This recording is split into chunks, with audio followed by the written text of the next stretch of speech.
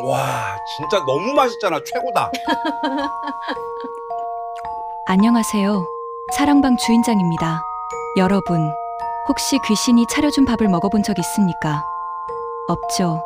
당연히 없을 겁니다. 그런데 제가 아는 이는 있습니다. 귀신이 끓여준 된장찌개를 먹었습니다. 그것도 2번이나.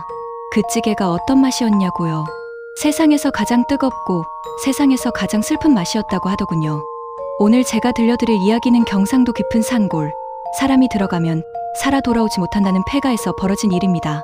그 집에서 밥을 먹은 사람은 사흘 안에 피를 토하고 죽었다는 소문. 그런데 이자는 살아남았습니다. 왜 이자만 살았느냐고요? 그건 이야기를 끝까지 들어보시면 아실 겁니다. 이야기를 하기 전에 좋아요와 구독 눌러주시면 여러분 집에 복이 찾아갑니다. 제가 그 집에 들어가기 전, 그러니까 저보다 먼저 그 집에 발을 들인 사람들 이야기입니다. 이걸 알아야 제가 얼마나 무모한 짓을 했는지 아실 테니까요. 경상도 안동에서 산 하나를 넘으면 작은 마을이 있습니다. 20가구 남짓한 산골 마을이죠. 그 마을 뒷산 깊은 곳에 기와집이 하나 있었습니다. 제법 큰 집이었다고 합니다. 대들보가 굵고 기와도 반듯하고 한눈에 봐도 살림이 넉넉했던 집이었죠. 그런데 30여 년 전부터 사람이 살지 않았습니다. 주인이 죽고 나서 아무도 그 집을 거들떠보지 않았거든요. 지붕은 내려앉고 담장은 무너지고 마당에는 잡초가 사람 키만큼 자랐습니다. 완전한 폐가였죠. 그런데 이상한 일이 벌어지기 시작했습니다. 밤마다 그 폐가 부엌에서 불빛이 보였다고 합니다. 연기가 피어오르고 뭔가 끓는 냄새가 바람을 타고 마을까지 내려왔죠. 처음에는 마을 사람들도 대수롭지 않게 여겼습니다. 떠돌이가 몰래 들어가서 불을 피우나 보다 했죠. 그런데 그게 아니었습니다. 첫 번째 사람은 나무꾼이었습니다. 박돌이라고 마을에서 나무를 해다 장에 파는 총각이었죠. 어느 가을 저녁, 나무를 하다 날이 저물어 산에서 내려오던 길이었다고 합니다. 그때 폐가 쪽에서 불빛이 보였던 거죠. 박돌이는 겁이 없는 놈이었습니다. 혼자 산에서 밤을 새는 것쯤은 아무렇지도 않아 했으니까요. 불빛이 보이니 반가웠겠죠. 하룻밤 묵어가자는 생각으로 집에 들어갔습니다. 다음 날 아침, 마을 사람들이 박돌이를 찾으러 산에 올랐습니다. 그날따라 장에 나무를 내놓지 않았거든요. 폐가 부엌에서 박돌이를 발견했습니다. 죽어 있었습니다. 얼굴이 새파랗게 질려 있었고 2손으로 배를 움켜쥐고 있었다고 합니다. 고통스러워하다 죽은 게 분명했죠. 그런데 기이한 건 따로 있었습니다. 입가에 된장 자국이 묻어 있었거든요. 그리고 박돌이 앞에는 빈 밥그릇이 놓여 있었습니다. 밥과 찌개를 싹 비운 그릇. 누가 차려준 밥을 먹다가 죽은 거였죠. 마을이 발칵 뒤집혔습니다. 폐가에 누가 사느냐, 독을 탄 거 아니냐, 별별 소문이 돌았죠. 하지만 아무도 확인하러 가지 못했습니다. 무서웠으니까요. 그리고 2달 뒤에 2번째 일이 벌어졌습니다. 인근 고을에서 온 떠돌이 무사였습니다. 이름은 기억나지 않지만 덩치가 장정도른 되는 큰 사내였다고 합니다. 이 근방을 지나다가 폐가 소문을 들었죠. 나무꾼이 거기서 죽었다는 이야기를. 무사는 콧방귀를 뀌었습니다. 귀신이 밥을 차려준다고? 웃기지 마라. 내가 가서 확인해주겠다. 그러고는 칼을 차고 폐가에 들어갔죠. 마을 사람들이 말렸지만 소용없었습니다.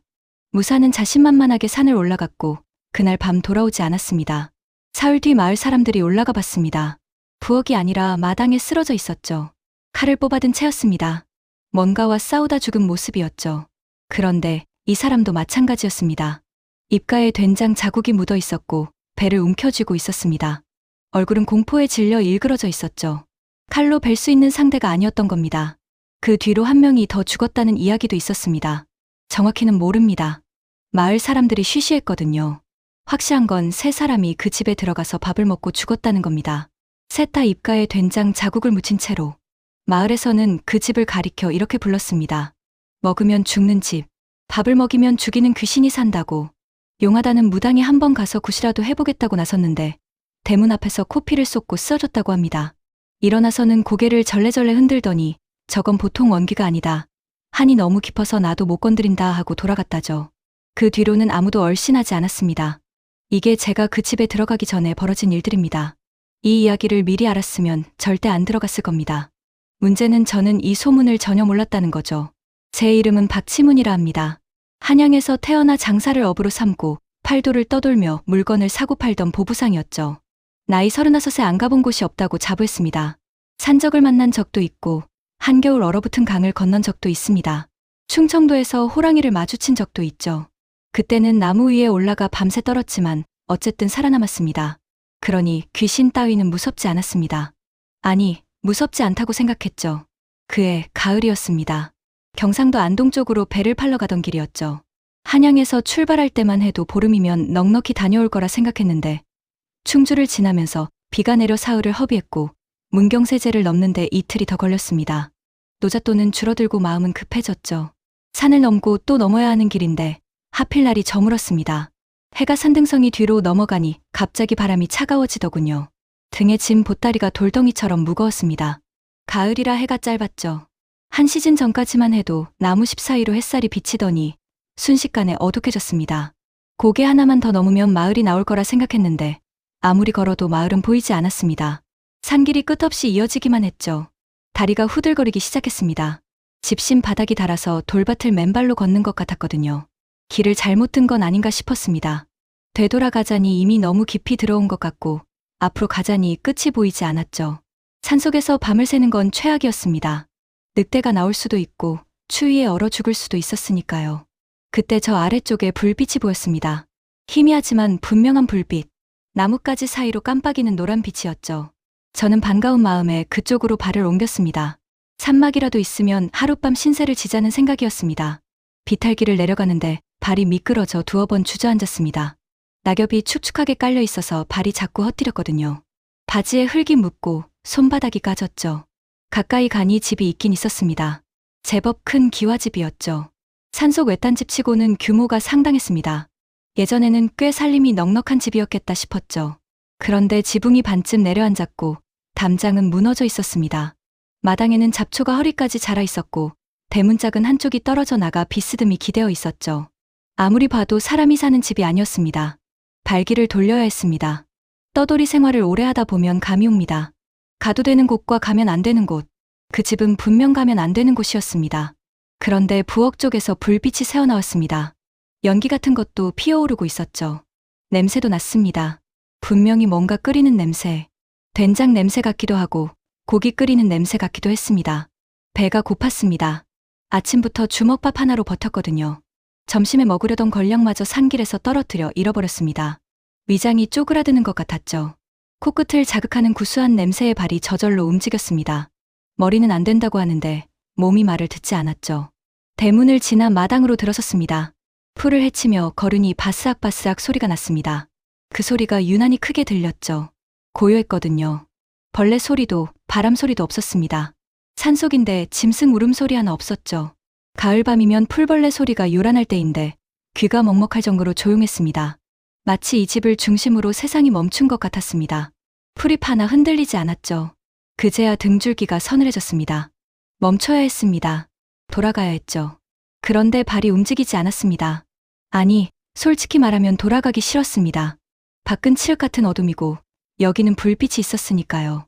그리고 무엇보다 그 냄새. 어머니가 끓여주시던 찌개 냄새와 똑같았습니다. 마루에 올라섰습니다. 삐걱 소리가 났죠. 나무가 썩어 있었습니다. 발을 디딜 때마다 마루가 휘었습니다. 먼지가 뽀얗게 쌓여 있었는데 이상한 게 있었죠. 부엌으로 향하는 길에만 먼지가 없었습니다. 마치 누군가 매일 그 길을 오가는 것처럼 깨끗했죠. 그때는 그게 무슨 뜻인지 몰랐습니다. 부엌 문 앞에 섰습니다. 문틈으로 불빛이 새어나왔죠. 심장이 목구멍까지 올라온 것 같았습니다. 손바닥에 땀이 흥건했죠. 저는 침을 꿀꺽 삼키고 문을 밀었습니다. 아궁이에 불이 타고 있었습니다. 솥 위에서 찌개가 보글보글 끓고 있었죠. 그리고 그 옆에 밥상이 하나 차려져 있었습니다. 밥 한 그릇, 찌개 한 그릇, 김치 몇 가지. 소박하지만 정갈한 밥상이었습니다. 숟가락까지 가지런히 놓여 있었죠. 사람은 없었습니다. 분명 누군가 이걸 차렸을 텐데 부엌 안에는 아무도 없었습니다. 불은 타고 있고 찌개는 끓고 있는데 사람이 없었죠. 지금 생각하면 그때 나갔어야 했습니다. 사람 없는 폐가에 밥상이 차려져 있는데 그게 정상이겠습니까? 하지만 그때 저는 아무 생각이 없었습니다. 아침부터 굶었거든요. 하루 종일 산길을 걸었고 다리는 풀렸고 위장은 등에 붙어 있었습니다. 눈앞에 김이 모락모락 나는 된장찌개가 있는데 누가 차렸는지 따질 여유가 없었죠. 밥상 앞에 털썩 주저앉았습니다. 숟가락을 집었죠. 찌개를 한 숟가락 떠서 입에 넣었습니다. 뜨거웠습니다. 혀가 된 것처럼 뜨거웠죠. 그런데 그 맛, 후 불어가며 삼켰는데 입안에 감칠맛이 쫙 퍼졌습니다. 된장이 잘 삭은 깊은 맛이었죠. 두부가 들어있었고 호박이 물렁하게 익어 있었습니다. 고춧가루가 알맞게 들어가서 칼칼하면서도 구수했죠. 세상에 이런 된장찌개는 처음이었습니다. 밥을 말아서 먹었습니다. 허겁지겁 퍼먹었죠. 숟가락이 쉬지 않고 오갔습니다. 맛있다는 생각밖에 없었습니다. 김치를 집어 밥 위에 올려서 한 입에 넣고 찌개 국물을 끼얹어 또 한 숟가락. 왜 이렇게 맛있는지 모르겠는데 먹으면 먹을수록 자꾸 손이 갔습니다. 이상하게 눈시울이 뜨거워지더군요. 배가 고파서 그런가 싶었습니다. 밥 한 그릇을 비웠습니다. 찌개도 국물까지 싹 비웠죠. 숟가락을 내려놓으니 그제야 숨이 돌아왔습니다. 배가 따뜻해지면서 온몸에 힘이 풀렸죠. 눈꺼풀이 스르르 내려왔습니다. 바로 그때였습니다. 배가 그리 고프더냐. 등 뒤에서 들려왔습니다. 낮고 갈라진 목소리였죠. 땅속에서 기어 올라오는 것 같은 소리. 숟가락을 쥔 손이 그대로 굳었습니다. 숨이 멎었습니다. 방금까지 따뜻하던 몸이 단번에 얼어붙었죠. 천천히 고개를 돌렸습니다. 문간에 서 있었습니다. 백발이 허리까지 내려온 할머니. 눈동자가 하얗게 뒤집혀 있었습니다. 흰자위만 보이는 두 눈이 저를 똑바로 쳐다보고 있었죠. 웃고 있었습니다. 밥을 먹었습니다. 이미 먹었습니다. 그 순간 앞으로 제가 겪게 될 일은 아직 몰랐지만 한 가지만은 확실했습니다. 뛰어야 한다. 저는 밥상을 걷어차고 일어났습니다. 그리고 미친 듯이 뛰었습니다. 할머니 얼굴을 본 순간 몸이 먼저 움직였습니다. 밥상을 걷어차고 일어났죠. 그릇이 엎어지면서 찌개 국물이 바닥에 쏟아졌습니다. 뜨거운 국물이 발등에 튀었지만 아프지도 않았습니다. 부엌 문을 박차고 마루로 뛰어나갔죠. 뒤에서 소리가 들렸습니다. 가지 마라. 돌아보지 않았습니다. 마루에서 뛰어내렸죠. 착지할 때 발목이 삐끗했지만 멈추지 않았습니다. 잡초가 허리까지 차올라 다리를 휘감았죠. 풀을 헤치며 뛰었습니다. 넘어졌습니다. 일어났습니다. 또 뛰었습니다. 밥 먹고 가라. 소리가 따라왔습니다. 분명 부엌에 있었는데 목소리가 바로 뒤에서 들렸죠. 숨결이 목덜미에 닿는 것 같았습니다. 차가운 바람이 등을 타고 올라왔죠. 겨울바람도 아닌데 뼛속까지 씌었습니다. 대문을 빠져나왔습니다. 산길로 접어들었죠. 달빛도 별빛도 없는 칠흑 같은 어둠이었습니다. 앞이 보이지 않았습니다. 나뭇가지가 얼굴을 때렸고 돌부리에 걸려 무릎이 찢어졌죠. 피가 나는 것 같았지만 확인할 겨를이 없었습니다. 밥 먹고 가라. 아직도 들렸습니다. 이번에는 왼쪽에서, 그 다음에는 오른쪽에서, 머리 위에서 들리기도 했죠. 사방에서 그 목소리가 울렸습니다. 귀를 틀어막았지만 소용없었습니다. 손바닥 너머로도 또렷하게 들렸거든요. 마치 머릿속에서 울리는 것 같았죠. 얼마나 뛰었는지 모릅니다. 다리에 힘이 풀려 더 이상 뛸 수 없을 때 저 아래에 불빛이 보였습니다. 이번에는 진짜 마을 불빛이었죠. 집집마다 창문으로 새어나오는 누런 불빛. 개 짖는 소리가 들렸습니다. 살아있는 소리였습니다. 그 소리를 듣는 순간 다리가 풀렸죠. 마을 어귀에 그대로 쓰러졌습니다. 그리고 목소리가 멎었습니다. 마을에 들어서니 더 이상 들리지 않았죠. 뒤를 돌아봤습니다. 아무것도 없었습니다. 어두운 산길만 보였죠. 숨을 몰아쉬며 한참을 누워 있었습니다. 심장이 터질 것 같았습니다. 온몸이 땀에 젖어 있었죠. 가을밤 바람이 불었는데 추운 줄도 몰랐습니다. 살았구나. 그 생각이 드니까 눈물이 나왔습니다. 마을 주막을 찾아 들어갔습니다. 주막 주인이 제 꼴을 보고 기겁을 했죠. 당연하겠습니다. 얼굴에 긁힌 자국이 나 있고 무릎에서 피가 흐르고 온몸에 흙이 묻어 있었으니까요. 산적한테 쫓긴 거냐고 물었지만 대답하지 못했습니다. 입을 열면 이가 딱딱 부딪혀서 말이 나오지 않았거든요. 방 한 칸을 잡고 누웠습니다. 눈을 감으면 하얀 눈이 보였습니다. 뒤집혀서 흰자위만 드러난 그 눈. 그리고 웃고 있던 입. 눈을 떠도 천장에 그 얼굴이 어른거렸죠. 밤새 한숨도 자지 못했습니다. 다음 날 아침이 되어서야 간신히 정신을 추슬렀습니다. 주막에서 아침을 먹으려고 앉았는데 젓가락을 드는 순간 손이 벌벌 떨렸죠. 국을 입에 가져가는데 할머니 얼굴이 떠올라서 숟가락을 내려놨습니다. 먹을 수가 없었습니다. 그때 옆자리에서 먹고 있던 영감 하나가 말을 걸었습니다. 김서방이라는 사람이었죠. 이 근방에서 오래 살았다는 늙은 농부였습니다. 제 안색이 하도 안 좋으니까 걱정이 됐나 봅니다. 어디 아프시오? 얼굴이 흙빛이구만. 저는 망설이다가 물어봤습니다. 돌려 말하지 않았죠. 이 산 너머에 폐가가 하나 있지 않습니까? 기와집. 김서방 얼굴이 확 변했습니다. 숟가락을 탁 내려놓더군요. 거기 갔소? 어젯밤에. 미쳤소. 김서방이 목소리를 확 낮췄습니다. 주위를 둘러보더니 제 소매를 잡아 끌었죠. 주막 구석으로 가서 앉았습니다. 밥은? 거기서 밥은 안 먹었소? 그 한마디에 피가 쭉 내려갔습니다. 김서방 눈이 심각했거든요. 먹었습니다. 된장찌개를. 김서방이 한참 저를 쳐다봤습니다. 눈이 점점 커지더니 한숨을 길게 내쉬었죠. 사흘이오. 뭐가 사흘입니까? 거기서 밥 먹은 사람은 사흘 안에 죽소. 지금까지 3사람이 죽었소. 하나도 예외 없이. 귀가 멍해졌습니다. 김서방이 계속 말했지만 잘 들리지 않았죠. 나무꾼, 무사, 또 한 사람. 셋 다 밥을 먹고 사흘 안에 죽었다는 거였습니다. 셋 다 배를 움켜쥐고 피를 토하며 죽었다고. 입가에 된장이 묻어 있었소. 셋 다. 저도 먹었습니다. 밥 한 그릇을 싹싹 비웠죠. 찌개 국물까지 다 마셨습니다. 맛있다고. 눈물이 날 만큼 맛있다고 정신없이 퍼먹었습니다. 사흘 뒤에 죽는다. 김서방이 뭐라고 더 말했는데 기억이 나지 않습니다. 주막을 나왔는지 방으로 돌아갔는지도 모르겠습니다. 정신이 돌아왔을 때 저는 방에 누워서 천장을 보고 있었죠. 첫째 날이 지났습니다. 아침에 눈을 떴을 때 가장 먼저 한 일이 뭔지 아십니까? 배를 만져봤습니다. 아픈 데가 없나 확인했죠. 아프지 않았습니다. 그러면 곧 아파오나. 피를 토하기 전에 뭔가 전조가 있나. 모르겠습니다. 나무꾼도 무사도 어떤 과정을 거쳐 죽었는지는 아무도 모르니까요. 혼자 죽었으니까 밥을 먹지 못했습니다. 또 체하면 어쩌나 싶었거든요. 물만 마셨습니다. 주막방에 틀어박혀 하루를 보냈죠. 구석에 웅크리고 앉아서 배만 만졌습니다. 조금이라도 꼬르륵 소리가 나면 움찔했습니다. 지금 죽는 건가 싶어서. 둘째 날이 지났습니다. 여전히 멀쩡했습니다. 배도 안 아프고 피도 안 나오고 열도 없었죠. 오히려 컨디션이 좋았습니다. 기분이 이상하더군요. 죽을 사람이 이렇게 멀쩡해도 되는 건가 싶었죠. 혹시 셋째 날에 한꺼번에 오는 건 아닌가? 갑자기 피를 토하고 쓰러지는 건 아닌가? 그 생각에 잠을 잘 수가 없었습니다. 셋째 날 아침이 밝았습니다. 눈을 떴을 때 이게 마지막 아침인가 싶었습니다. 이불을 걷어차고 벌떡 일어났죠. 몸 구석구석을 살폈습니다. 배, 안 아픕니다. 가슴, 괜찮습니다. 머리, 멀쩡합니다. 아무데도 아프지 않았죠. 오후가 되고 저녁이 되고 밤이 왔습니다. 안 죽었습니다. 나흘째 아침, 살아있었습니다. 닷새째, 살아있었습니다. 안 죽었습니다. 밥을 먹었는데 안 죽었습니다. 김서방을 다시 찾아갔습니다. 살아있다고 했더니 김서방이 기겁을 했죠. 제 이마에 손을 대보고 맥을 짚어보고 혀를 내밀라고 했습니다.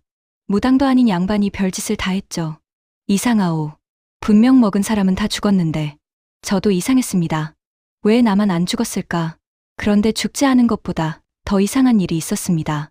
찌개 냄새가 안 사라지는 겁니다. 폐가에서 도망친 그날부터 코끝에 된장찌개 냄새가 남아 있었습니다.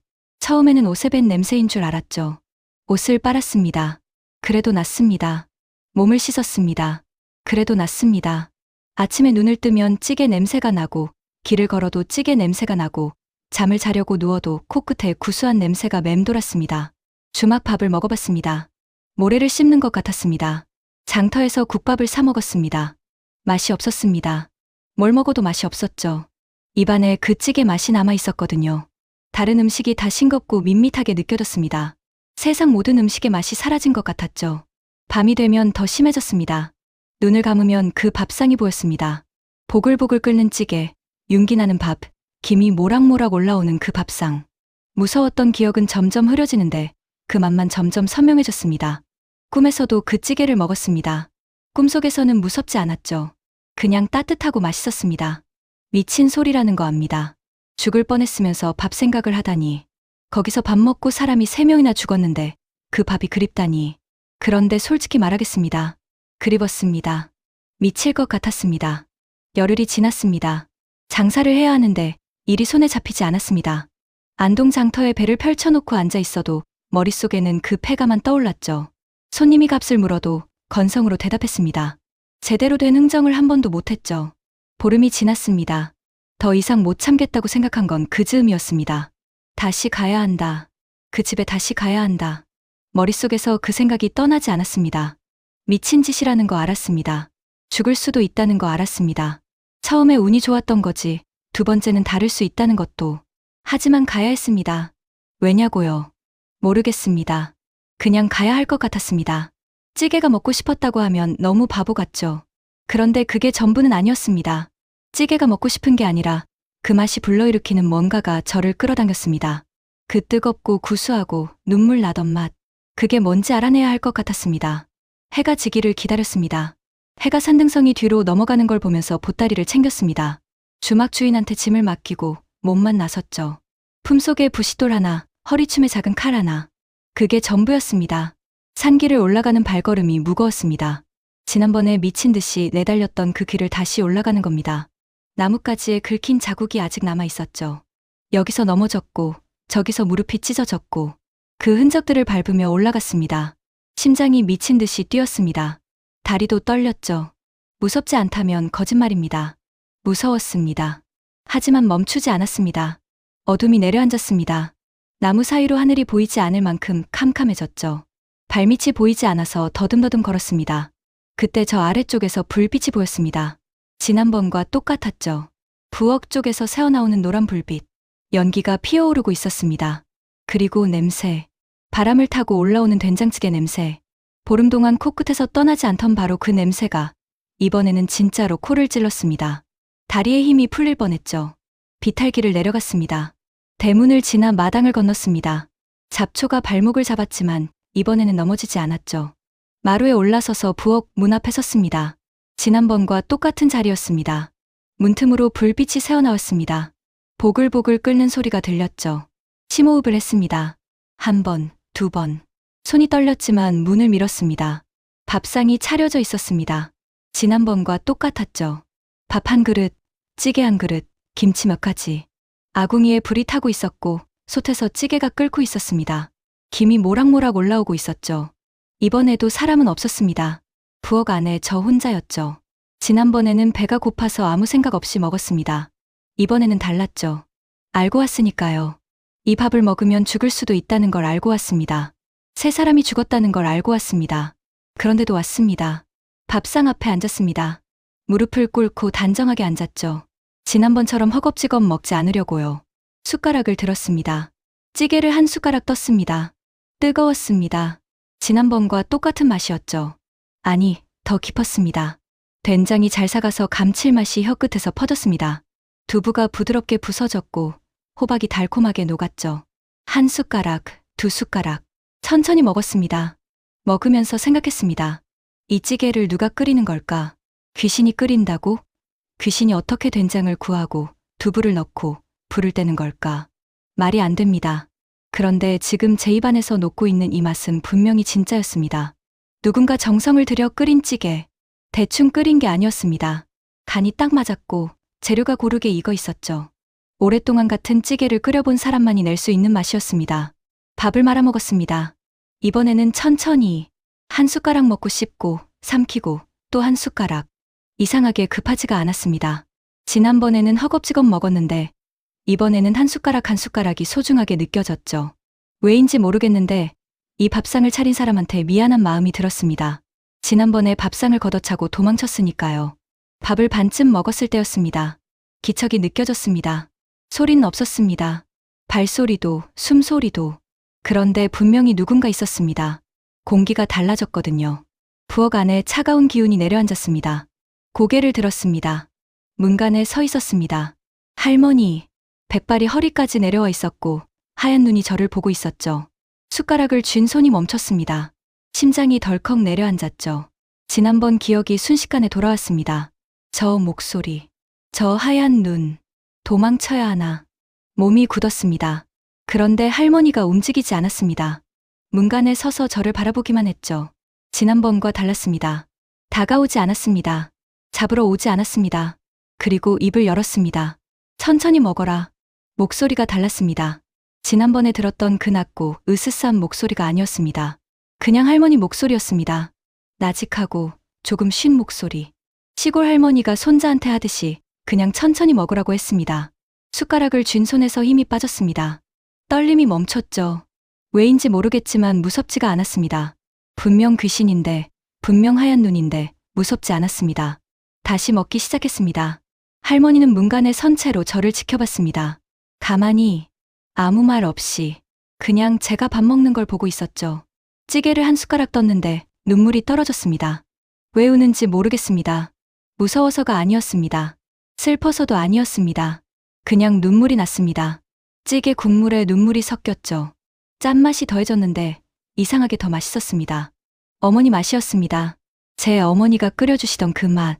15세 집을 떠나기 전 새벽에 일어나 끓여주시던 된장찌개. 20년이 넘도록 잊고 살았던 그 맛이 혀끝에서 되살아났습니다. 세상 어디서도 흉내낼 수 없는 투박하고 짜고 그런데 가슴이 뭉클해지는 그 맛. 밥 한 그릇을 비웠습니다. 찌개도 국물까지 다 먹었죠. 숟가락을 내려놓으니 배가 따뜻했습니다. 온몸에 힘이 풀렸습니다. 죽을 만큼 무서웠는데 이상하게 편안했습니다. 할머니를 올려다봤습니다. 아직 문간에 서 있었죠. 하얀 눈으로 저를 보고 있었는데 입꼬리가 살짝 올라가 있었습니다. 웃고 있었죠. 지난번에 봤던 그 소름 끼치는 웃음이 아니었습니다. 그냥 편안한 웃음이었습니다.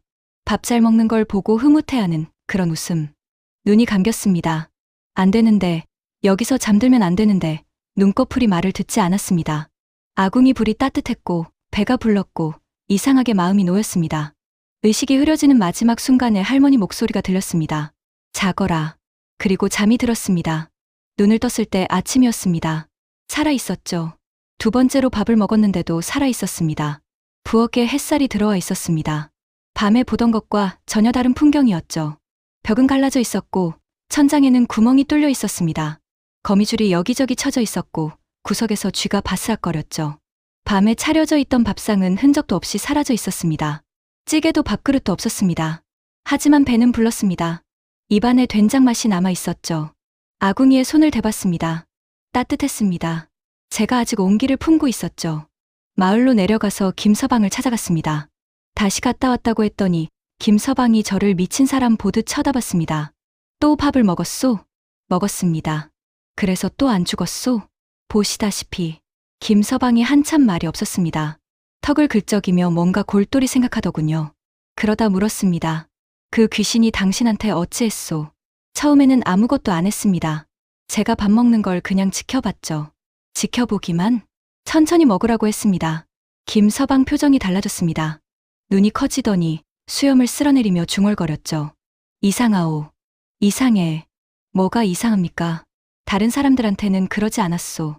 나무꾼이 그 집에 들어갔을 때 옆집 영감이 멀리서 봤는데 귀신이 나무꾼 목덜미를 잡고 억지로 숟가락을 입에 밀어넣었다 했소. 무사도 마찬가지요. 칼을 뽑았지만 소용없었소. 귀신이 두 팔을 꺾고 밥을 입에 쑤셔 넣었다 하더이다. 등골이 서늘해졌습니다. 억지로 먹이면 체하는 거요. 원한이 서린 귀신이 억지로 먹인 밥이니 사람이 그걸 어찌 소화하겠소. 배가 뒤틀리고 피를 토하는 거요. 김서방이 저를 가만히 쳐다봤습니다. 그런데 당신한테는 천천히 먹으라 했다고? 스스로 앉아서 먹는 걸 그냥 지켜봤다고? 그랬습니다. 그 귀신이 당신을 다르게 본 거요. 다른 사람한테는 원한을 풀었는데 당신한테는 그러지 않은 거라. 왜 저한테만 그런 겁니까? 김서방이 대답 대신 한숨을 쉬었습니다. 소주를 한 잔 들이키더니 입을 열었죠. 그 집 이야기를 좀 더 해줘야겠소. 그 귀신이 누구인지, 왜 30년째 그 집에서 밥을 차리고 있는지. 저는 귀를 기울였습니다. 김서방이 소주를 한 잔 더 따르더니 천천히 입을 열었습니다. 그 집이 원래 윤씨 성을 가진 양반집이었소. 30년도 더 된 이야기요. 윤씨 집안은 대대로 이 고을에서 살았다고 합니다. 크게 부자는 아니었지만 논밭이 넉넉해서 먹고 사는데 부족함이 없었죠. 마당에 감나무가 있었는데 가을이면 곶감을 만들어 이웃에 돌렸다고 합니다. 인심 좋은 집이었던 거죠. 윤씨 영감이 일찍 세상을 떠났습니다. 아들이 겨우 8살 때였다고 합니다. 홀로 남은 어머니가 외아들 하나를 키웠죠. 이름이 윤학수. 어려서부터 영특한 아이였다고 합니다. 글도 잘 읽고 셈도 빠르고 어른들한테 인사도 반듯하게 했다고. 어머니 기대가 하늘을 찔렀죠. 이 아들만 잘 키우면 된다. 그 마음 하나로 새벽부터 밤까지 일했다고 합니다. 문제는 학수가 장성하면서 시작됐습니다. 20살 무렵이었다고 합니다. 장에 갔다가 노름판을 알게 된 거죠. 처음에는 소소하게 돈 몇 냥 걸었다고 합니다. 이기기도 하고 지기도 하고. 그런데 한번 크게 따고 나서 눈이 돌아간 겁니다. 그 짜릿한 맛을 잊지 못한 거죠. 노름이 그렇습니다. 이길 때는 세상을 다 가진 것 같고 질 때는 본전만 찾으면 된다고 생각하게 만들죠. 그 굴레에서 빠져나온 사람을 저는 본 적이 없습니다. 학수도 마찬가지였습니다. 판이 점점 커졌죠. 용돈이 바닥나면 어머니한테 손을 벌렸습니다. 장사 미천이 필요하다고 거짓말을 했죠. 어머니는 의심 없이 줬습니다. 아들이 하는 말이니까요. 그러다 논을 팔았습니다. 어머니 몰래 문서를 가져다 도장을 찍었죠. 어머니가 알았을 때는 이미 늦은 뒤였습니다. 논이 없으니 밭을 팔았고 밭이 없으니 산을 팔았죠. 가진 게 하나씩 사라져갔습니다. 어머니가 피눈물을 흘리며 말렸다고 합니다. 무릎을 꿇고 빌었다고. 학수야, 제발 그만해라. 이러다 다 잃는다. 그런데 노름에 미친 사람한테 무슨 말이 들리겠습니까? 학수는 어머니를 밀쳐내고 나갔습니다. 돌아올 때마다 손이 비었죠. 결국 집문서까지 넘겼습니다. 대대로 살아온 기와집, 어머니가 시집 올 때부터 살았던 집, 학수가 태어나고 자란 집, 그 집문서를 노름빚에 내놓은 겁니다. 그리고 어느 날 밤 학수가 사라졌습니다. 집문서를 들고 도망친 겁니다. 빚쟁이한테 넘기기 전에 빼돌린 거죠. 어머니한테 한마디도 없이, 이별 인사도 미안하다는 말도 없이 그냥 사라졌습니다. 김서방이 그때를 기억하고 있었습니다. 새벽에 소란이 났소. 빚쟁이들이 몰려와서 집을 뒤졌는데 학수도 없고 집문서도 없으니 난리가 난 거지. 어무이한테 대들고 횡패를 부리는데 어무이가 한마디도 안 했소. 그냥 마루에 앉아서 대문만 바라보고 있었소. 빚쟁이들이 집에서 쫓아내려 했지만 고을 사람들이 측은히 여겨 사랑채 한 칸에서라도 살게 해줬다고 합니다. 체면도 뭣도 없었죠. 하루아침에 모든 걸 잃은 거니까요. 그 뒤로 어무이가 매일 대문 앞에 나와 앉았소. 비가 오나 눈이 오나 새벽부터 저녁까지 대문 앞 돌 위에 앉아서 산길을 바라봤다고 합니다. 학수가 돌아오는 길을 말이죠. 마을 사람들이 들어오시라고 바람이 차다고 아무리 말려도 소용없었다고 합니다. 고개만 저으며 한마디 했다죠. 우리 학수가 올 때 됐는데 안 옵니다. 안 온다는 걸 모르는 사람은 그 어머니뿐이었죠. 1년이 지나고 2년이 지나고 5년이 지났습니다. 학수는 돌아오지 않았죠. 소식도 없었습니다. 살았는지 죽었는지도 모르는 채로 세월이 흘렀습니다. 어머니 머리카락이 하얗게 새고 허리가 굽고 눈이 침침해졌습니다. 그래도 매일 대문 앞에 나와 앉았죠. 그리고 또 하나. 어머니는 매일 저녁 부엌에서 밥을 했습니다. 김서방이 목소리를 낮추며 말했습니다. 밤마다 부엌에 불을 떼고 밥을 짓고 찌개를 끓였소. 학수가 돌아오면 바로 밥을 먹여야 한다고. 굶고 다닐 게 분명하니까 따뜻한 밥상을 차려놔야 한다고. 매일 그랬소. 하루도 빠지지 않고 아들이 안 온다는 걸 알면서도, 아니, 어쩌면 모르고 있었는지도 모릅니다. 어머니 눈에는 아직도 학수가 문 열고 들어올 것처럼 보였겠죠. 차려놓은 밥상은 아무도 먹지 않았습니다. 아침이 되면 어머니가 치우고 저녁이 되면 다시 차렸죠. 그걸 20년 넘게 했다고 합니다. 그러다 어느 겨울에 돌아가셨소. 김서방 목소리가 떨렸습니다. 부엌에서 쓰러진 채 발견됐소. 아궁이에 불을 떼고 찌개를 끓이다가 숨을 거둔 거요. 손에 국자를 쥐고 있었소. 찌개가 다 끓어서 소칫하고 있었는데 어무이는 이미 차갑게 식어 있었소. 죽는 순간에도 밥을 하고 있었습니다. 아들 밥을. 저는 한동안 말을 하지 못했습니다. 숨을 쉬는 것조차 무겁게 느껴졌죠. 그 뒤로 귀신이 나타난 거요. 죽어서도 성불을 못하고 밤마다 부엌에 불을 떼고 밥상을 차리는 거라. 30년째. 30년. 30년 동안 밤마다 된장찌개를 끓였다는 겁니다. 살아서 20년, 죽어서 30년. 50년을 아들 밥상을 차린 겁니다. 돌아오지 않는 아들을 위해 가슴이 먹먹해서 숨을 쉴 수가 없었습니다. 그런데 아들 대신 다른 사람이 들어오니까 어찌 되겠소. 밥을 차려놨는데 아들이 아닌 사람이 먹으니까 기대했다가 실망하는 거요. 그 실망이 원한이 되는 거요. 내 아들도 아닌 놈이 내 아들 밥을 먹어? 그 분노가 터지는 거라. 그러니 억지로 밀어넣고 체하게 만들어 죽이는 거요. 이제야 이해가 됐습니다. 나무꾼도 무사도 그 사람들이 잘못한 게 아니었습니다. 그냥 아들이 아니었을 뿐이죠. 어머니가 30년을 기다린 아들이 아니었을 뿐. 그런데 저한테는 왜 다르게 대한 걸까? 제가 묻기도 전에 김서방이 말했습니다. 당신은 스스로 갔소. 한 번 가서 도망치고 또다시 스스로 찾아갔소. 그리고 밥상 앞에 앉아서 천천히 먹었소. 아무도 억지로 시키지 않았는데 김서방이 저를 가만히 봤습니다. 그 어무이 눈에 당신이 어찌 보였겠소. 제 발로 돌아와서 밥을 먹는 아들로 보였을 거요. 30년을 기다린 그 모습이. 아들이 문 열고 들어와서 밥상에 앉는 그 모습. 당신이 그걸 해준 거요. 말문이 막혔습니다. 눈물이 쏟아졌죠. 왜 그 찌개를 먹을 때 눈물이 났는지 이제야 알겠더군요. 어머니 맛이어서가 아니었습니다. 그 찌개에 30년치 기다림이 담겨 있었기 때문이었습니다. 아들아 밥 먹어라. 아들아 배고프지. 아들아 돌아와라. 한 숟가락 한 숟가락에 그 마음이 녹아 있었던 겁니다. 한참을 울었습니다. 주막 한 속에서 35 먹은 사내가 주먹으로 눈을 닦으며 울었죠. 김서방은 아무 말 없이 소주만 따라줬습니다. 울다가 문득 생각났습니다. 저도 같은 놈이었습니다. 15세 집을 나왔습니다. 장사를 배우겠다고 떠났죠.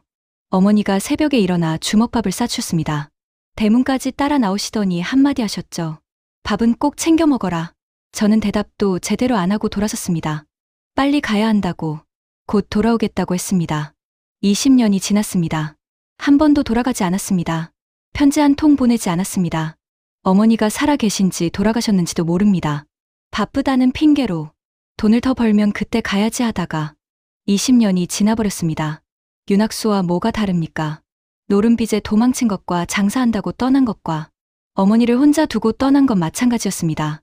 혹시 우리 어머니도 대문 앞에 앉아서 기다리고 계시지는 않을까? 저녁마다 밥상을 차려놓고 아들이 올 때 됐는데 하고 계시지는 않을까? 이미 돌아가셨다면 그 폐가의 할머니처럼 저승도 못 가고 계신 건 아닐까? 그 생각이 드니까 숨이 막혔습니다. 김서방, 말하시오. 그 아들을 찾으면 어떻게 됩니까? 진짜 윤학수가 와서 밥을 먹으면 한이 풀리겠지. 30년을 기다린 게 아들이 밥 먹는 걸 보는 거였으니까. 진짜 아들이 와서 밥 한 그릇 비우면 그제야 성불할 거요. 그 사람이 살아있을까요? 모르오. 30년 전에 사라진 사람이니 이름이 뭡니까? 윤학수라 했소. 윤학수. 30년 전에 집문서 들고 도망친 불효자. 살았는지 죽었는지도 모르는 사람. 결심이 섰습니다. 찾아야 했습니다. 윤학수를 찾아서 그 집에 데려와야 했습니다. 그래야 그 어머니가 눈을 감을 수 있으니까. 50년 동안 된장찌개를 끓인 그 어머니가 아들 밥 먹는 걸 보고 편히 가실 수 있으니까. 그리고 솔직히 그건 그 어머니를 위한 것만은 아니었습니다. 제가 그래야 했습니다. 남의 아들이라도 데려다가 어머니한테 밥을 먹이는 걸 봐야 제 마음이 조금이라도 놓일 것 같았습니다. 20해 동안 외면해온 것들을 더 이상 외면할 수 없었죠. 배 장사는 접었습니다. 보따리를 풀어 노잣돈만 챙기고 나머지는 주막에 맡겼습니다. 그리고 윤학수를 찾아 길을 나섰습니다. 윤학수를 찾는 건 집더미에서 바늘 찾는 것과 같았습니다. 30년 전에 사라진 사람을 어디서 찾겠습니까? 살았는지 죽었는지도 모르는데 그래도 시작해야 했습니다. 안동에서부터 수소문을 했죠. 장터마다 다니며 물어봤습니다. 윤학수라는 사람을 아느냐고. 경상도 안동 출신이고 30년 전에 노름빚에 쫓겨 도망친 사내라고. 아무도 모른다고 했습니다. 당연하죠. 30년이나 지났으니까요. 안동에서 대구로 갔습니다. 대구에서 부산으로, 부산에서 전라도로. 노름꾼이 도망치면 어디로 가겠습니까? 사람 많은 곳으로 가거나 아무도 없는 곳으로 가거나 둘 중 하나죠. 장터를 돌며 노름판 근처를 기웃거렸습니다. 혹시 윤학수라는 이름을 들어본 적 없느냐고 물었죠. 노름판 사람들은 경계심이 강했습니다. 빚쟁이인 줄 알고 입을 다물었죠. 한 달이 지났습니다. 아무 소득이 없었습니다. 2달째. 노잣돈이 바닥나기 시작했습니다. 먹는 것도 줄이고 잠은 아무 데서나 잤죠. 장터 처마 밑에서, 절간 마루에서, 다리 아래에서 장사를 접고 사람 찾아다니는 꼴이 꽤나 우습게 보였을 겁니다. 실제로 미친놈 취급을 받기도 했죠. 포기하고 싶었습니다. 여러 번 포기하려 했습니다. 남의 집 귀신 사정에 내 인생을 왜 거는 건지. 배 장사나 다시 하면 될 걸. 바보 같은 짓이었습니다. 그런데 포기하려 할 때마다 그 맛이 떠올랐습니다. 된장찌개 맛. 그리고 할머니가 문간에 서서 저를 지켜보던 그 눈. 하얗게 뒤집혀 있었지만 웃고 있던 그 눈. 밥 잘 먹는 걸 보고 흐뭇해하던 그 표정. 30년 동안 매일 밤 밥상을 차렸을 그 손. 생각하면 다리에 다시 힘이 들어왔습니다. 석 달째에 실마리를 잡았습니다. 전라도 남원 장터에서 만난 늙은 주모가 기억을 더듬더니 말해줬죠. 윤학수. 그 이름은 모르겠는데 10여 년 전에 경상도 말씨 쓰는 도박꾼이 이 근처에서 어슬렁거렸소. 노름판에서 돈 다 잃고 빚더미에 앉았는데 빚쟁이한테 쫓겨서 동쪽으로 갔다는 소문이 있었소. 동쪽. 경상도 쪽이었습니다. 다시 경상도로 향했죠. 이번에는 산골 마을을 위주로 돌았습니다. 도박꾼이 빚에 쫓기면 사람 없는 곳으로 숨는 법이니까요. 넉 달째 되던 날이었습니다. 밀양 외곽의 작은 마을에 들렀죠. 10가구도 안 되는 산골이었습니다. 마을 입구에서 밥 한 끼 얻어먹으려고 이장 집을 찾아갔는데 이장 영감이 제 이야기를 듣더니 턱짓을 했습니다. 마을 어귀에 거지 하나가 살고 있소. 경상도 사투리 쓰는 늙은이인데 이름은 모르겠소. 몇 년 전에 어디서 흘러들어왔는데 빈광에서 자면서 동냥질로 먹고 살고 있소. 심장이 뛰었습니다. 마을 어귀로 갔습니다. 다 쓰러져가는 빈광 앞에 사람이 하나 쪼그리고 앉아 있었죠. 처음 봤을 때 이 사람이 맞나 싶었습니다. 머리는 헝클어져 엉겨붙어 있었고 얼굴은 때가 껍질처럼 앉아 있었죠. 누더기를 걸치고 있었는데 옷이라 부르기도 민망한 헝겊 조각이었습니다. 맨발이었고 발톱은 까맣게 갈라져 있었죠. 한쪽 눈이 멀어 있었습니다. 나중에 들으니 노름판에서 비톡촉하는 자한테 맞아서 그리 됐다고 하더군요. 혹시 윤학수 아닙니까? 제가 부르자 그 사람이 고개를 들었습니다. 남은 한쪽 눈이 경계심으로 가득 찼죠. 빚쟁이요? 그 한마디에 확신이 들었습니다. 30년이 지나도 빚쟁이를 먼저 떠올리는 사람. 평생을 도망치며 산 사람이었죠. 아닙니다. 할 말이 있어서 왔습니다. 돈 없소. 가시오. 돌아앉았습니다. 등을 보여줬는데 등뼈가 다 드러나 있었죠. 굶고 있었습니다. 며칠째 제대로 먹지 못한 게 분명했습니다. 저는 옆에 앉았습니다. 품에서 주먹밥을 꺼내 내밀었죠. 먹으면서 이야기합시다. 윤학수가 주먹밥을 보더니 손이 떨렸습니다. 체면을 차리려는 듯 잠깐 망설이다가 낚아채듯 받아서 허겁지겁 먹었죠. 밥풀이 수염에 묻는 것도 모르고 먹었습니다. 코에서 훌쩍 소리가 났습니다. 그 모습을 보는데 가슴이 미어졌습니다. 이 사람 어머니가 이 꼴을 볼까봐 30년을 성불 못하고 찌개를 끓이고 있구나. 이 꼴을 볼까봐 죽어서도 밥상을 차리고 있구나. 목이 메었습니다. 주먹밥을 다 먹고 나서야 윤학수가 물었습니다. 대체 누구시오? 나한테 무슨 볼일이 있소? 돌려 말하지 않았습니다. 어머니가 기다리고 있습니다. 윤학수 얼굴이 굳었습니다. 무슨 소리요? 우리 어머니는 30년 전에 돌아가셨소. 압니다. 돌아가셨습니다. 그런데 기다리고 있습니다. 저는 처음부터 다 이야기했습니다. 폐가에서 겪은 일, 밥상을 차리는 귀신, 된장찌개, 밥을 먹고도 살아남은 것, 김서방한테 들은 이야기까지 전부. 윤학수는 듣는 내내 아무 말이 없었습니다. 표정도 없었죠. 돌처럼 굳은 얼굴로 앉아 있었습니다. 살아있는 사람인지 의심이 들 정도로 미동도 하지 않았습니다. 이야기를 다 마치고 한참이 지났습니다. 해가 기울어 그림자가 길어지고 있었죠. 윤학수가 입을 열었습니다. 거짓말이지. 거짓말이 아닙니다. 거짓말이라고 했소. 갑자기 소리를 질렀습니다. 그러더니 고개를 떨궜죠. 어깨가 떨리기 시작했습니다. 내가 집 나올 때 어무이가 뒤에서 뭐라 했는지 아시오? 저는 가만히 들었습니다. 밥 먹고 가라. 그 말 한마디 했소. 울지도 않고 붙잡지도 않고 그냥 밥 먹고 가라고. 한밤중에 짐 싸서 나가는 아들한테 밥 먹고 가라고 했소. 윤학수 목소리가 갈라졌습니다. 그 말이 30년 동안 귓가에서 안 떠났소. 배고플 때마다 들렸소. 얼어 죽을 것 같을 때마다 들렸소. 밥 먹고 가라. 밥 먹고 가라. 무릎에 얼굴을 묻었습니다. 내가 어머니한테 한 게 뭐여? 평생 속만 썩이다가 빚더미를 안겨놓고 도망쳤소. 논도 팔고 밭도 팔고 어머니 한평생 모은 걸 다 말아먹었소.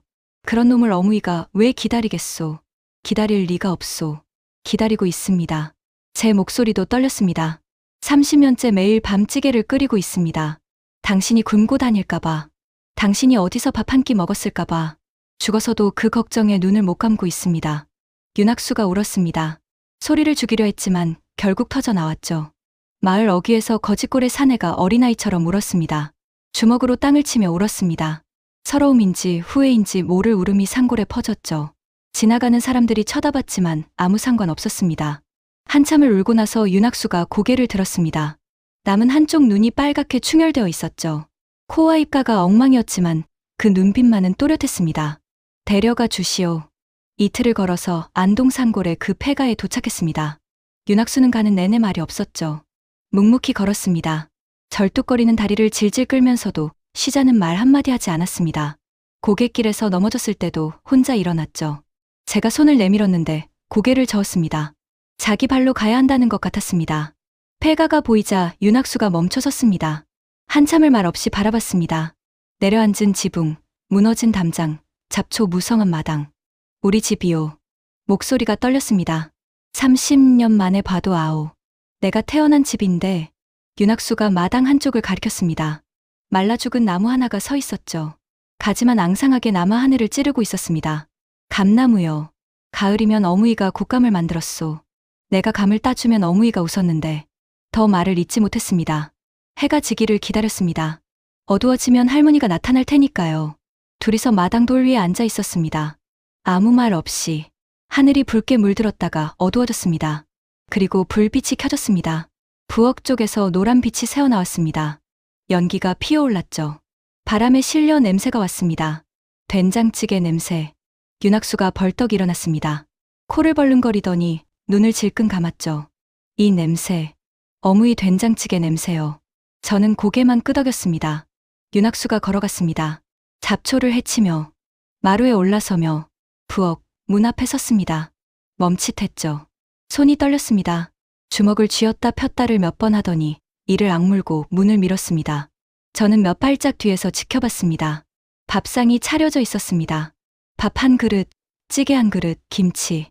늘 그렇듯이 30년째 한결같은 밥상. 김이 모락모락 올라오고 있었죠. 그리고 할머니가 서 있었습니다. 하얀 눈, 허리까지 내려온 백발, 주름진 얼굴. 그런데 이번에는 달랐습니다. 할머니의 하얀 눈에서 뭔가 흘렀습니다. 눈물인지 빛인지 모를 것이 볼을 타고 흘러내렸죠. 하얀 눈동자가 미세하게 떨리고 있었습니다. 할머니가 입을 열었습니다. 배가 고프냐? 윤학수 무릎이 꺾였습니다. 그대로 주저앉았죠. 마루에 이마를 받고 엎드렸습니다. 어무이, 학수 아심더, 불효자식 아심더. 울음이 터졌습니다. 마른 몸이 부서지는 것처럼 통곡했죠. 콧물과 눈물이 뒤범벅이 됐지만 아랑곳하지 않았습니다. 이마가 마루에 닿을 때마다 둔탁한 소리가 났습니다. 피가 나도 멈추지 않았죠. 잘못했심더. 어무이, 잘못했심더. 할머니가 천천히 다가왔습니다. 발소리 없이 그 마른 손으로 윤학수의 머리를 쓸었죠. 엉겨붙은 머리카락을, 때가 낀 얼굴을. 살아있을 때도 이렇게 쓸어줬을 겁니다. 아들이 울 때마다 밥 먹어라. 그 한마디였습니다. 30년 동안 하고 싶었던 말. 30년 동안 아들한테 하려고 기다린 말. 밥 먹어라. 윤학수가 밥상 앞에 앉았습니다. 손이 너무 떨려서 숟가락을 잡지 못했죠. 두어 번 떨어뜨렸습니다. 두 손으로 움켜쥐고 겨우 찌개를 떴습니다. 입에 넣었습니다. 어무이. 한마디 하고는 또 울었습니다. 먹다 울고 울다 먹었습니다. 밥알이 눈물에 젖었죠. 된장 국물이 턱을 타고 흘러내렸습니다. 30년을 굶은 사람처럼 먹었습니다. 실제로 30년을 굶은 거나 다름없었죠. 어머니가 차려준 밥을 30년 만에 먹는 거니까요. 할머니는 맞은편에 서서 가만히 지켜봤습니다. 아까 제가 밥 먹을 때 지켜보던 것과 같았죠. 하지만 다른 점이 하나 있었습니다. 할머니 입꼬리가 계속 올라가 있었습니다. 떨리고 있었죠. 울음인지 웃음인지 아마 둘 다였을 겁니다. 밥 한 그릇을 비웠습니다. 찌개 국물까지 싹 비웠죠. 숟가락으로 그릇 바닥을 긁었습니다. 한 방울도 남기지 않으려는 것 같았습니다. 숟가락을 내려놓았습니다. 조용했습니다. 아궁이에서 나무가 타는 소리만 들렸죠. 할머니 얼굴이 변했습니다. 하얗게 뒤집혀 있던 눈이 천천히 돌아왔죠. 까만 눈동자가 나타났습니다. 맑은 눈이었습니다. 30년 만에 제자리를 찾은 눈이었습니다. 주름은 그대로였지만 더 이상 무섭지 않았습니다. 그냥 어머니 얼굴이었습니다. 할머니가 웃었습니다. 이번에는 진짜 웃음이었죠. 하얀 눈도 갈라진 목소리도 아닌 살아있을 때의 웃음이었습니다. 감나무 아래에서 아들이 감 따주면 지었을 그런 웃음. 이제 배부르냐? 윤학수가 고개를 끄덕였습니다. 말이 나오지 않았겠죠. 그럼 됐다. 할머니가 말했습니다. 그리고 연기처럼 사라졌습니다. 바람도 불지 않았습니다. 소리도 없었죠. 그냥 희미해지다가 흩어지다가 없어졌습니다. 마치 처음부터 거기 없었던 것처럼. 아궁이 불이 스르르 꺼졌습니다. 연기가 천장으로 올라가 구멍 사이로 빠져나갔죠. 그리고 고요. 부엌에 남은 건 식어가는 아궁이와 빈 그릇뿐이었습니다. 그리고 된장찌개 냄새. 그 냄새만은 한참이나 남아있었죠. 윤학수가 빈 밥그릇을 끌어안고 울었습니다. 밤새도록 울었습니다. 저도 부엌 문간에 앉아서 울었죠. 누구 어머니 이야기인지 모르겠습니다. 윤학수 어머니인지 제 어머니인지. 날이 밝았습니다. 폐가는 여전히 폐가였지만 뭔가가 달라져 있었습니다. 공기가 달랐죠. 무겁던 기운이 사라져 있었습니다. 가을 아침 햇살이 부엌 안까지 환하게 들어왔습니다. 처음 보는 풍경이었죠. 밤에만 왔으니까 이 집에 아침 해가 드는 걸 본 적이 없었습니다. 윤학수가 마당에 서서 말라 죽은 감나무를 올려다봤습니다. 여기를 고쳐서 살겠소. 혼자서요? 어무이가 평생 여기서 나를 기다렸는데 내가 갈 곳이 어디 있겠소. 여기가 내 집이요. 더 말하지 않았습니다. 그게 맞는 말이었으니까요. 그날 윤학수와 작별했습니다. 보따리를 다시 짊어지고 길을 나섰죠. 그런데 발이 안동장터 쪽으로 향하지 않았습니다. 한양 쪽이었습니다. 장사가 아니었습니다. 20년 만에 고향으로 가는 길이었죠. 걸으면서 생각했습니다. 우리 어머니도 밥상을 차려놓고 기다리고 계실까? 아직 살아 계시다면, 이미 돌아가셨다면, 혹시 그 폐가의 할머니처럼 성불하지 못하고 어딘가에서 제 밥을 차리고 계신 건 아닐까? 발걸음이 빨라졌습니다. 뛰고 싶었습니다. 귀신이 무서운 게 아닙니다. 밤길이 무서운 것도 아닙니다. 세상에서 가장 무서운 건 자식 걱정에 죽어서도 눈 못 감는 어미 마음입니다. 그리고 그보다 더 무서운 건 그 마음도 모르고 떠나버린 자식이 뒤늦은 후회입니다. 여러분, 요즘 어머니한테 전화 한 번 못 드리고 있지 않습니까? 바쁘다는 핑계로 명절에도 얼굴 못 비치고 있지 않습니까? 오늘 전화 한 통 하십시오. 안부 한마디면 됩니다. 밥은 먹었냐? 그 한마디면 그게 30년 동안 식지 않은 된장찌개보다 따뜻합니다. 이 이야기는 제가 아는 어떤 분에게 직접 들은 이야기입니다. 그분이 젊은 시절 경상도 상골에서 겪은 일이라며 들려주셨죠. 이야기를 마치고 나서 그분이 이런 말씀을 하시더군요. 그때 그 찌개 맛이 아직도 잊히지 않는다고. 그 뒤로 폐가에서는 더 이상 불빛이 보이지 않았다고 합니다. 찌개 냄새도 귀신도 사라졌죠. 그 어머니가 마침내 눈을 감으신 겁니다. 30년 만에. 세상에서 가장 무서운 귀신은 사람을 해치는 귀신이 아닙니다. 자식 밥 한 끼 못 먹여보고 눈 감은 어미 귀신입니다. 그리고 진짜 무서운 건 귀신이 아니라 그 마음도 모르고 살아온 우리 자신일지도 모르겠습니다. 오늘 이야기는 여기까지입니다. 요물사랑방 주인장이었습니다. 다음 이야기에서 또 뵙겠습니다.